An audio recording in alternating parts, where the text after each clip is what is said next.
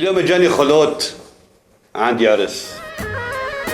قومي يا مرة البسي قصير وحفر. هلا هو ما مشكلة على فكرة، ها يعني مع كل احترامي لكل اللي عنده أذواق باللبس والموديلات، أنا ماني ضد، ماني ضد القصير ولا الحفر، لا والله. بس لبست قصير والله ما في مشكلة، بس انه تروح على الصالة على الحفلة معصب وعم تزور العالم ليش؟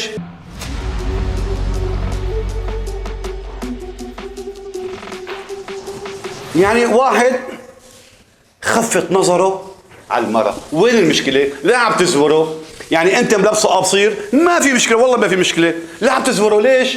جون سينا ليش؟ خرمشات.